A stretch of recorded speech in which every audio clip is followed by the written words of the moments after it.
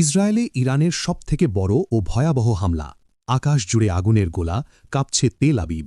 মূল ঘটনা, মঙ্গলবার রাতে ইরান ইসরায়েলের ভূখণ্ডে এবং মার্কিন অবস্থানে 2 টন ওয়ারহেড বহনকারী শক্তিশালী মিসাইল দিয়ে এক নজিরবিহীন হামলা চালিয়েছে। তেল আবিব, বীর ইয়াকুব এবং পশ্চিম জেরুজালেমে হয়েছে ভয়াবহ ধ্বংসযজ্ঞ।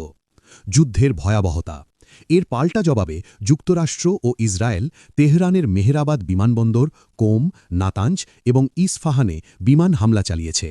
হরমুজ প্রণালীতে ধ্বংস করা হয়েছে ইরানের 16টি মাইন বিছানোর জাহাজ। ড্রোন ও মিসাইল লঞ্চিং প্যাডগুলোতেও চলছে মুহুর্মুহু ক্ষেপণাস্ত্র হামলা। বর্তমান পরিস্থিতি এতটাই উত্তপ্ত যে অনেক দেশের কনসুলেট বন্ধ ঘোষণা করা হয়েছে। আরব আমিরাতের উপকূলে জ্বালানি ট্যাঙ্কারে বিস্ফোরণে আকাশ ছেয়ে গেছে কালো ধোঁয়ায়।